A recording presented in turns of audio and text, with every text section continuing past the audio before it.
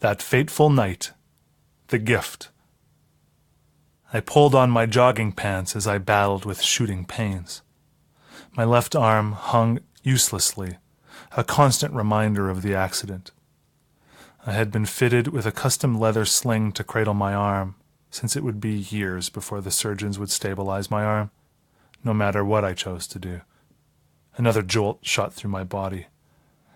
Putting on the loose-fitting shirt was a frustrating and long exercise in acrobatics and pain. Even the simplest activity was agony. I couldn't take it anymore. Tonight, a friend had offered to take me to a strip joint. I was scared, desperate, and had a plan. This was to be my last try at relief. "Ken, he's here!" Lainey yelled from the downstairs entrance. "I'm coming!" I yelled back. A dagger of pain lunged through my body. I grabbed the pain pills I had been saving, those I no longer took, and a partially filled bottle of the most recent prescription. Please, God, please, help me have the courage to do it, I thought as I clung to the railing and slowly descended the stairs, popping a handful of pills in my mouth and swallowing. I arrived at the bottom of the staircase and hugged Lainey. I planted a big kiss and said, "I love you. Goodbye." I quickly turned before she could react and headed out to the crisp fall night and waiting car. As I opened the car door, I said a silent prayer, hoping my experiment in relief would work. If the drugs, booze, and naked bodies didn't work, then the thought of overdosing myself comforted me. Death was an inviting idea compared to living with my pain. The pills were starting to dull my mind. It gets dark earlier in the fall, but the darkness was now inside me, always. It was my perpetual punishment. The drive to the striptease bar went swiftly. My pain did not lessen, so I kept popping more pills. I savored the idea of alcohol coursing through my veins, chasing the painkillers. I had already experimented with pills and alcohol at home, gingerly seeing if it would work to rid me of my pain. So far, it had not. But tonight, I was going all the way. No one realized what I was doing. No one seemed to care. Doctors gave pills, and friends and family gave pity or advice, with an occasional dash of something that might pass for love. My search for outside help was coming to an end. I would not live this hellish nightmare anymore. The pain had robbed me of all I valued, even my will to live. The strip joint. Soon, my friend and I were seated at the foot of the stage. The alcohol and gyrating naked bodies in the smoky room had everyone in the crowd mesmerized. Everyone except me. More pills, more alcohol, and more attempts at distractions did nothing to lessen my pain. Frustrated, I finished all the pills within the first hour. My pain was finishing my spirit and my soul. More booze, more naked bodies, nothing worked. The pain rolled on its merciless quest to destroy me. I was drunk and putting up a good front. The uneventful drive home gave me time to think. I had planned my next move like a cold-hearted killer. The victim was to be me. I had given up all hope of having my prayers for relief answered. I had become so detached from the anger, frustrations, and fears that nothing mattered anymore. Nothing. Somehow, I got out of the car and made my way to the bedroom. It was late, and Lainey was sound asleep. She had left on the downstairs lights and my bedside lamp. I stumbled into the bedroom, took off my jogging pants, and lay down in the bed. I took one last look at Lainey, seeing her in the depths of a tranquil sleep, then turned away. I shut the lights as I planned to shut off myself, and I started crying. God help me, please. I begged as tears of self-pity rolled down my cheek. Please, I pleaded to my unseen self. I can't take this anymore.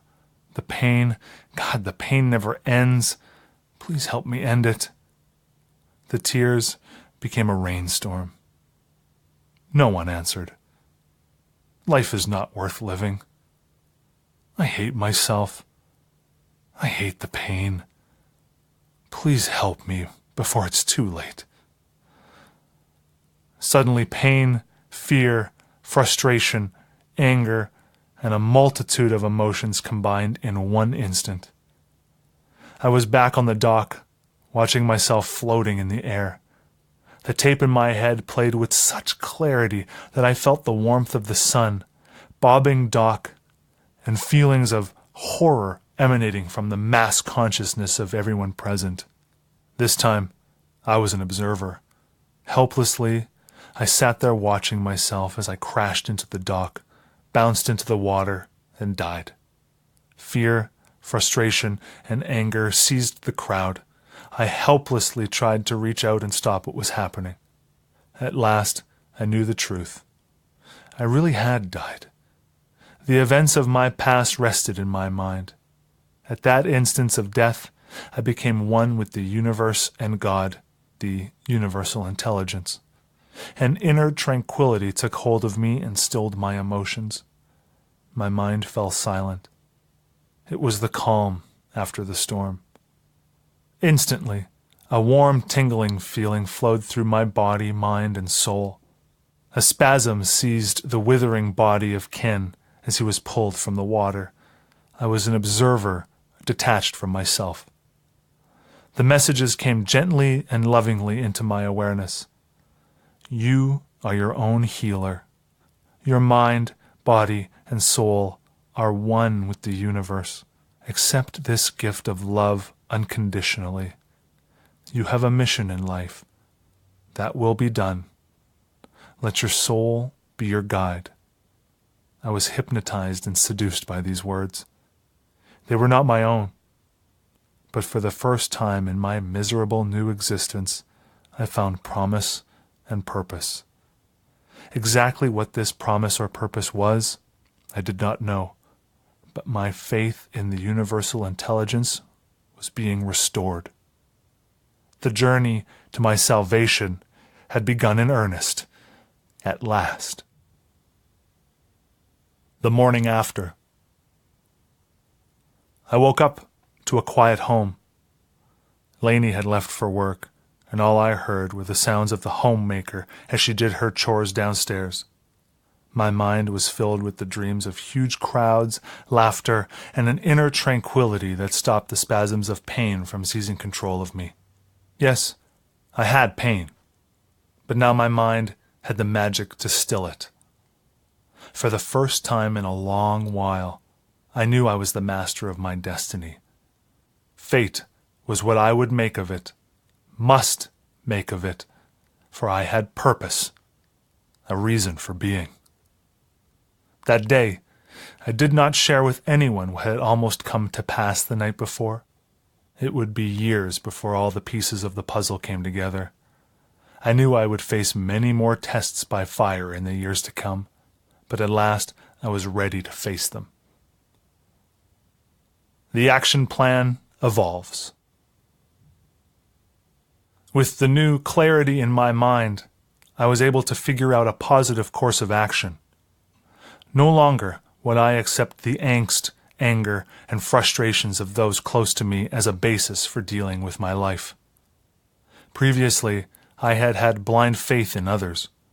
My newly gained insight into the emotional projections and intellectual processes of other people was key to my inner growth. I was learning to separate the hidden emotional content in words and actions from their intellectual meaning. Thinking and planning for positive outcomes was comforting. I dreamed of a day where I would be free from pain.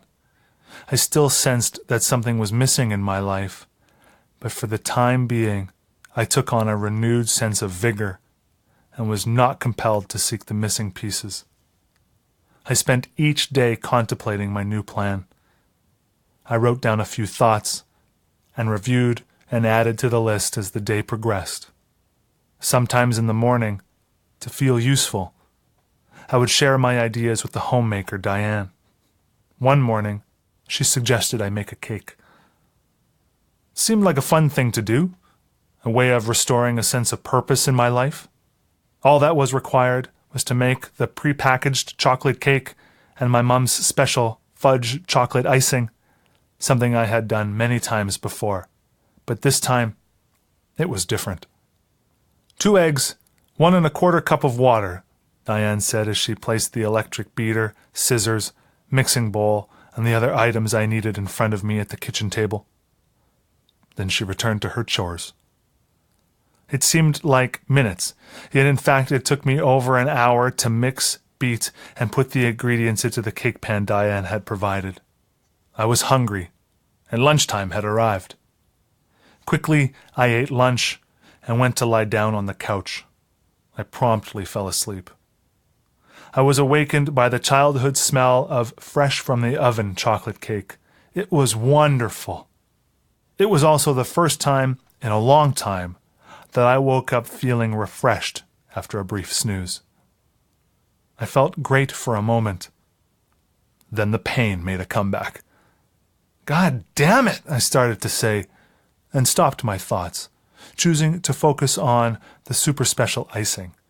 The cake, like my thoughts, had come together rather nicely.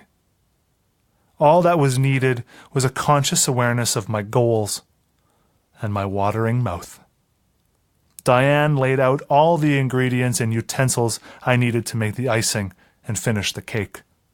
Interruptions for pain breaks were more frequent, but as short as possible, with the occasional nap thrown in for good measure.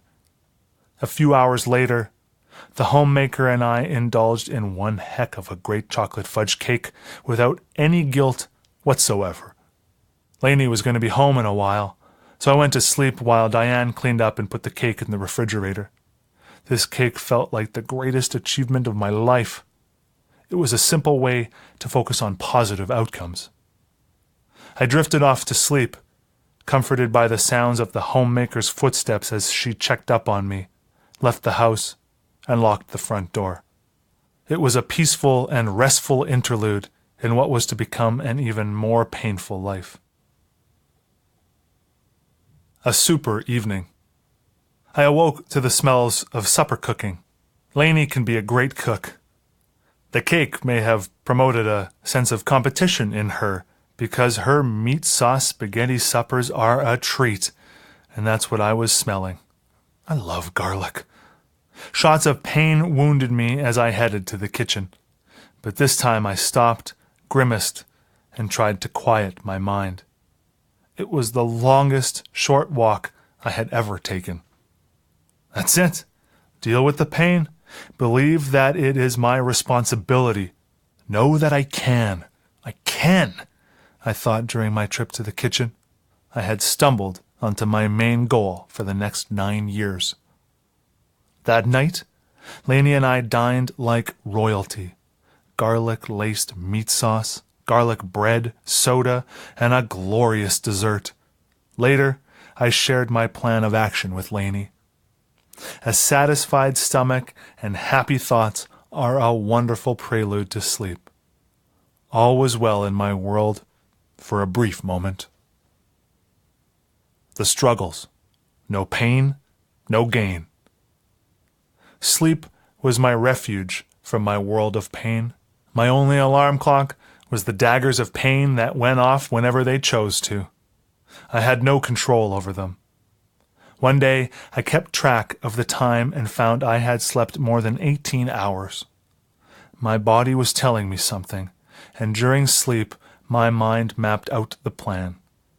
I discovered that sleep and my mind were 2 of my most powerful healing allies.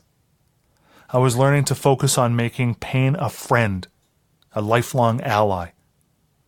By now, I was entrenched in the cycle of not letting anyone touch my left side, even though I craved human contact. People did not know about the craving and stopped hugging or touching me altogether. I was sending out confusing signals. Unfortunately, this extended to my physical, intimate relationship. It was becoming non-existent. I needed hugs and tenderness more at that time than any other because it reaffirmed my humanness. Without physical contact, I did not feel totally human. Emotionally, it took me years to deal with this. At that time, I coped with it by overeating. That morning, I realized I had to crawl before I could walk, and walk before I could run again. While going through the morning rituals of brushing my teeth, shaving, and getting dressed, I started to write notes to myself on scraps of paper. I felt it was important to have written records of my thoughts as I realized the pain and drugs were greatly affecting my memory and ability to communicate. By the time Lainey arrived home that night, I had clearly defined my immediate goals and loosely clarified what my mission in life was. My first goal was to deal with the pain so I could get on with achieving a better quality of life. My vague sense of purpose in life had to do with making the world a better place. I discovered that if I wanted to change the world, I had to change myself. The good news, bad news stories begin. Fate is what you make it, I say. I was beginning to believe, however, that everything happens for a reason. What that reason was, I did not yet know. The disability insurance from my private policy began after the 30-day waiting period with no problems. Amazingly, I had bought it less than a month before the accident. That is what I call fate, and a belief in the value of insurance. The government disability pension was another story. A panel of 6 in the nation's capital reviewed a mass of documentation and determines, based on the nature of the injury, if you are disabled for life. No ands, buts, or maybes. It must be a lifetime disability where there is no perceived chance of your returning to the workforce. Patiently, Lainey gathered the information from the doctors and sent it off to the government office. Finally, I was staring at an envelope from the government. I tore it open and tears of joy and sadness poured forth. Quickly, I called Lainey and said, "I have some good news and some bad news." "Give me the good news first," she said. "I am getting the lifetime government Social Security disability. Unfortunately, that means they think I am unable to work for the rest of my life," I said. Finances had not been too much of a problem at the time. Our savings, Lainey's job, and my disability insurance made life easy. In some respects, the addictive relationship to money was evolving. Fortunately, the drain of medical costs was covered by insurance. It was the other costs, such as transportation and lawyers' fees, that started to add up. You have to sue if you want to collect anything. I was suing a business that was a floating dock thousands of miles away in Nassau, a small business, with only a small motorboat as an asset. I did not know if they even had insurance. It took a while to get a lawyer and begin the merry-go-round of pay me first and I might do or tell you something of value. Once you get on it, it's hard to get off. Meanwhile, Lainey was building a solid career. The folks in her office were very helpful, and that meant financial support, more money, and a little bit of leeway at work. The operation. Surgery 101. The day after the spaghetti dinner, I canceled my scheduled September surgery admission so I could get a second opinion. Lainey wrote to Dr. Tarzana, a highly respected surgeon who worked in Norfolk, Virginia. We hoped this was far enough away so that I could get an objective opinion. I had become aware of the closed relationship of one medical professional to another, and distance seemed to be the safest way of negating it. It took time to get an answer, and in the end, it was the same one as Dr. Bay's. It was now October, and the pain had not decreased. I was again getting desperate, and my will to live had begun to wane. But I refused to turn back to ineffective pain pills. Dr. Bain and the crapshoot operation looked very appealing. I called his office and was rescheduled for surgery in November. November 21 to 26, 1982. My first night, I slept in St. Michael's Hospital hallway. The neurological floor was in a wing of the hospital built in the early 1900s. Its halls were narrow with dark green linoleum floors and pale yellowish walls. I was supposed to be in one of the wards, but they were filled to capacity, and I was thankful just to have a bed. The star patients of the floor were those with brain tumors and immediate life-threatening neurological disorder. They rated 2 per room. Thank God I was not one of them. The following day was a jumble of tests, examinations, and a move to a ward room. My closest companion was an 82-year-old gentleman attached to life support machinery, waiting to euphemistically go home for Christmas, as his wife and family said. I don't know if he made it, but I know his soul did find peace. I tossed, turned, and writhed in pain all that night.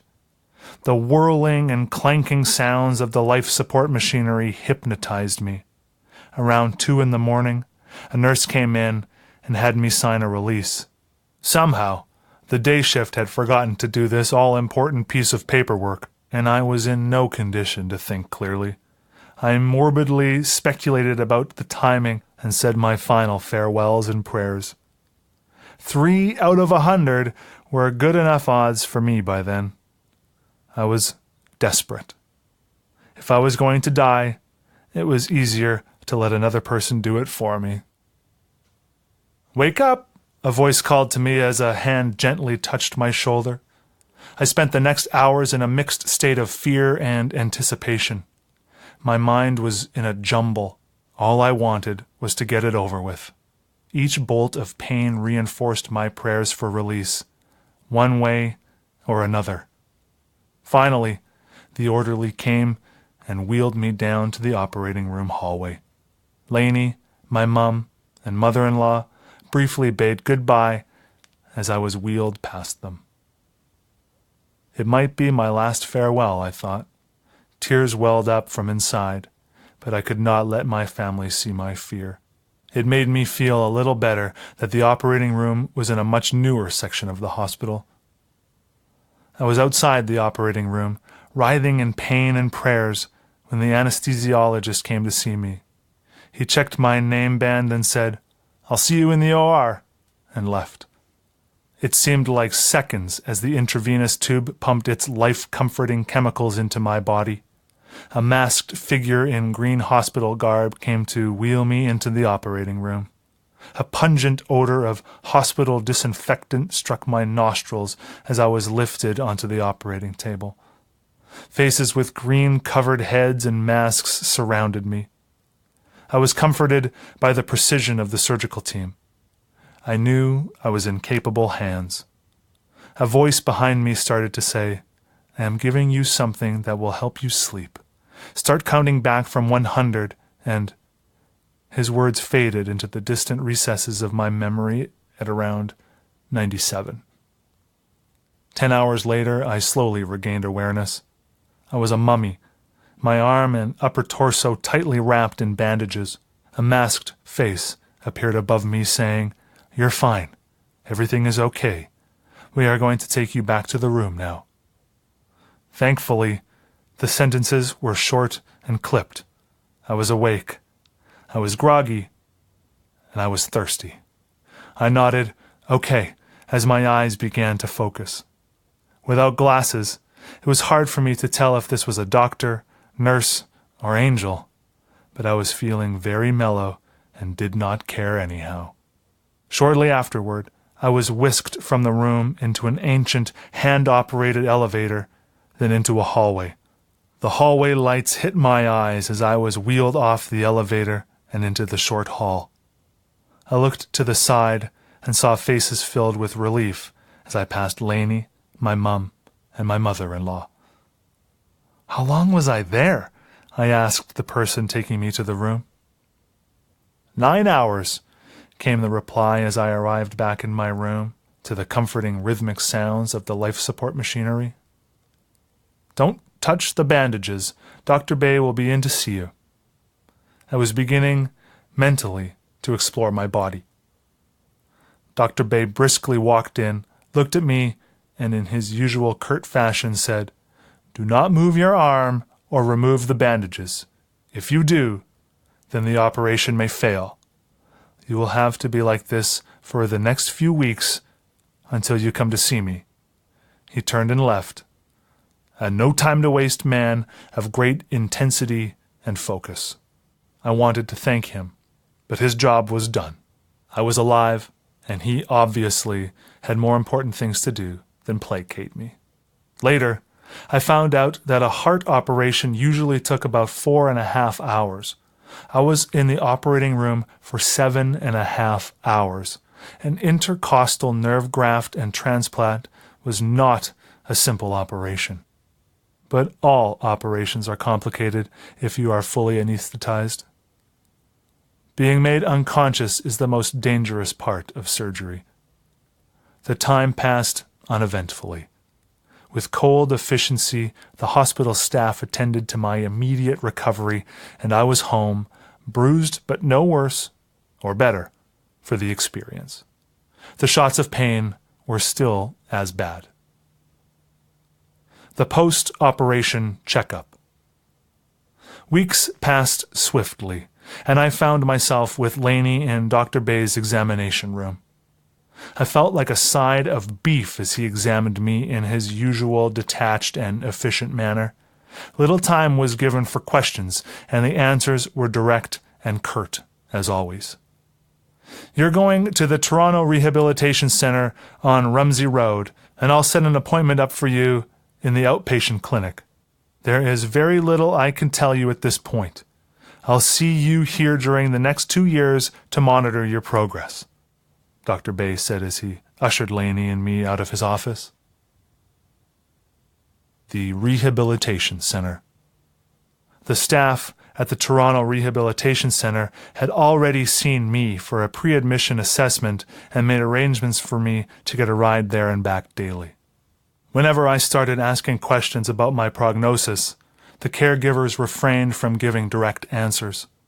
My guess was that they were trying to be encouraging, but it was something I never quite accepted, and at first I resented this condescending approach. Later, I began to realize the reason I did not get straight answers was that they did not have them and were trying to cover their lack of knowledge. It was a game of misdirection that perpetuated the big lie that my body, mind, and soul always needed outside help to heal. In fact, for me, it is just the opposite, and that is probably the case for most folks. The planted seeds of doubt became my key to accepting the notion that I had to be my own best friend and boss. It took me many years before I fully regained responsibility for my well-being. I visited the rehabilitation center for more than a year. It was an unusual long time for this government-sponsored rehabilitation center. The center had never had someone who had gone through my type of surgery before. Dr. Bay had asked the facilities administration to let me visit the center for as long as possible, and that had helped. The time passed swiftly at the Toronto Rehabilitation Center. The Monday to Friday routine was an anchor for my sanity. The purpose of the operation had been to open a path of communication, which is what nerves do, between my brain and biceps, so that I would have some function in my arm. This was also the emphasis of the therapy. It was a reductionist style of healthcare that was contrary to the real world I was discovering, the real world of the mind-body-soul connection. By treating me as an arm with a problem rather than a whole person, they isolated my greatest assets, mind and soul, from my body. As absurd as that may sound, that is the way I was treated, by parts rather than the whole. This scientific reductionism still occurs in traditional Western medicine. I felt it was something I had to stop from happening to me, but every time I challenged it, the fear of seeming ungodlike would start the healthcare giver on a path of resistance. Lip service was given to my mind, and my soul was not even acknowledged during my visits to the center. A typical day consisted of going to occupational therapy to try to get my biceps working again. I took any twitch or action as a sign of improvement. The stimulation was to help the brain and biceps connect through my newly transplanted nerve. It was long, hard work. And I asked for and got a mechanism to set up at home so I could keep trying as much as possible. Next came periods of physiotherapy in the gym and pool, and an occasional session with a social worker. The highlight of the day was a light lunch and the mid-afternoon taxi ride home. During lunch, I had a chance to talk with other patients and see how medications affected them. It was a comforting time that allowed me to get back some semblance of control. I felt I was progressing and building up my stamina. During my visit, I asked for and got permission to walk the track at the Delray Cardiac Center next door. This important step was taken at my own prompting. I knew I needed to exercise, but my head and neck injury and reduced lung capacity made walking difficult. It was tough getting the head staff person to break the rules to allow this, but I believe it did more to help me than anything else. Although I was a slow walker, each step counted. The centers accommodated my longer than normal rehabilitation because I started asking all my doctors to request my continued stay. This reinforced Dr. Bay's request. In the meantime, I waited for signs that the surgery was successful. I had no choice but to wait at least the full 2 years to see if the nerve graft would be successful. My car license was withdrawn by the government at the beginning of my time at the center. It probably saved the life of some lucky pedestrian because my shooting pains, poor coordination, and lack of neck movement made driving too difficult and uncertain. I used the city's disability bus services and taxis. I wholeheartedly focused on the positive goal of getting back my driving privileges. It slows the process of recovery when others willingly and gladly take your right to think for yourself away from you, at a time when you most need to be empowered. It was a lesson in cultivating dependency that easily repeated itself, more so for the benefit of others than myself. The health givers found it easier to exert control rather than to give it up. My greatest strides were those I initiated and pursued myself. Each accomplishment, from driving to walking, helped me regain a sense of control over my life. The shooting pains lessened in frequency during this period. I felt that was the operation's main benefit, even though it was not its main purpose.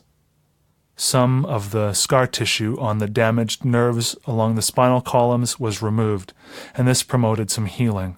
Not much, but enough to give me hope. Chapter 2. And if the accident was not enough, 1983. The year 1983 was tough in many ways. I still had my personal guarantee outstanding with the bank for the working partnership I had left at the end of 1981. The bank refused to release me from this guarantee I had signed prior to leaving the company. The business was in dire financial straits. Its affiliation with a large retailer was causing the business problems. The 100-plus retail outlets had so much of the company's merchandise, most of it unpaid for, that by default, the retailer controlled it. It was a case of the tail wagging the dog. More accurately, this hungry monster had devoured the goods, cash, and energy of my partners, and this easy-to-sell-to relationship was addictive in nature. This model of building a very close relationship between seller and buyer was the future of the retail business, but its success could undo a successful manufacturer. The lesson here is not to put all your eggs in one basket. In 1981, every partner in the business had to sign a personal guarantee to the bank for $10 million. Early in 1981, I received a demand for payment of that amount. Then, the government of Quebec sent me a letter saying I owed thousands of dollars in back taxes, interest, and penalties. I had left the province 6 years earlier to expand the business in Toronto, and they had found me at last. By then, I did not care much. What was a few thousand more? That's when I found out government tax collectors are a law unto themselves. I had to retain another lawyer in Quebec to do work for me. Even though I had sent the tax collectors photocopied checks back and forth showing that I had paid them, it was not enough. The lawyers said they wanted the original canceled checks. This upset me. What would happen if the checks got lost on the way to my lawyer? Then I would be in trouble. $10,000 or $20,000 is a lot of money. It's possible to pay it off, but not without suffering. I had managed to put away enough money in my retirement plan and had wisely invested in mutual funds that had grown in a tax-sheltered $50,000 by the time I turned 30. The government could seize that money, and I was using it to cover other expenses, sundries like the mortgage and lawyer's bills. The lawyer said I was legally in the right. I had paid my taxes in full. The tax department had lost the record of one payment, and I owed a few dollars in interest because I had paid in installments. The tax collectors said they had not been able to find me, and this drove me nuts. I had sent in my new address when I submitted my 1976 taxes, and lived at this address for 2 years before buying my first house. Why could the tax collectors not find me? How did they track me down after 6 years? I guess if you do not trust yourself, you cannot trust another, especially if you're a tax collector. The lawyer cost $100. The penalties and interest were a few hundred more. In my last conversation with the lawyer, he said, "You're right. They are wrong. You can sue them and possibly win. But is it worth it?"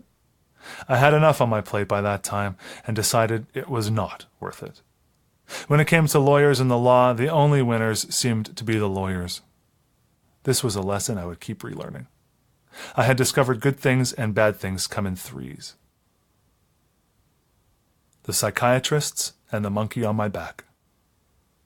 During my convalescence, I discovered that helping my mind was a drug game played by many of the doctors and psychiatrists. The drugs became a monkey on my back from which it was becoming increasingly difficult to break free. At times I sought refuge in them, although I knew they were detrimental to my recovery. My thoughts and feelings were reduced to a set of chemical reactions unconnected to my soul. I find it rather miraculous that I survived these acceptable forms of addictive relationships and dependencies.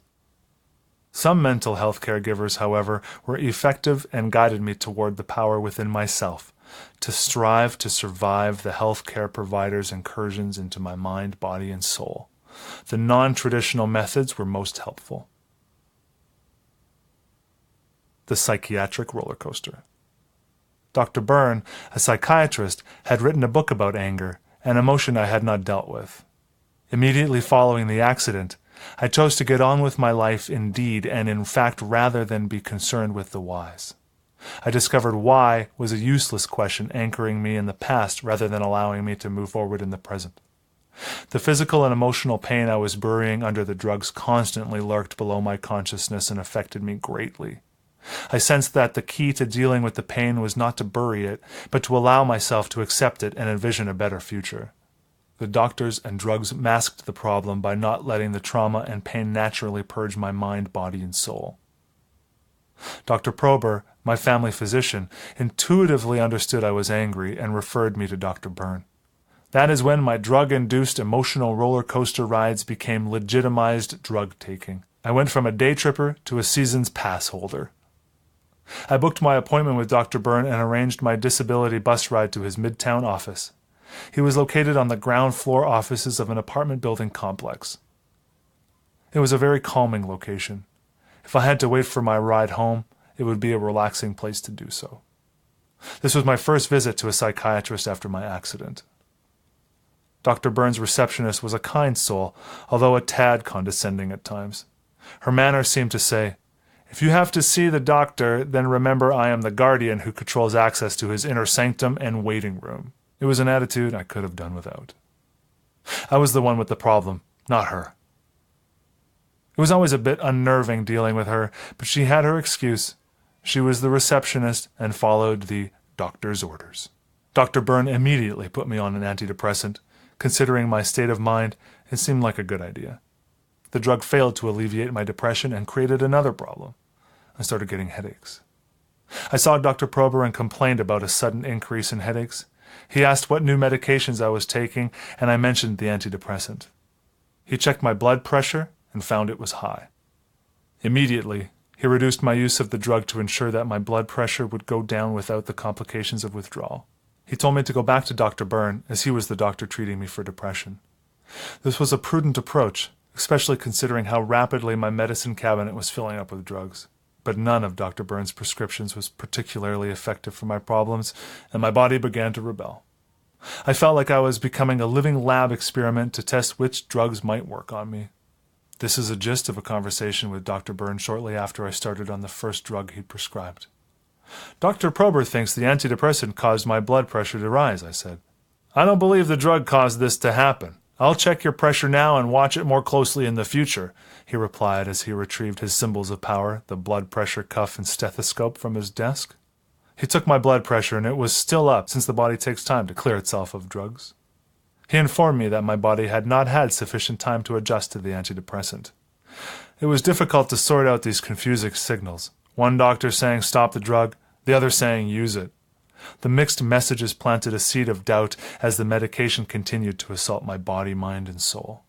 I felt torn between two conflicting opinions, and the wrong choice could mean my life. Dr. Byrne disregarded the signs and put me back on the pills again. When I went to see Dr. Prober, again my blood pressure was up. He took me off the antidepressant. Back to Dr. Byrne I went and was put back on the drug. This game was becoming a habit as addictive as the drugs. Finally, Lainey accompanied me to Dr. Byrne's. Her support helped me decide to stop seeing him, but I did not get off the roller coaster. Rather, I turned to another psychiatrist.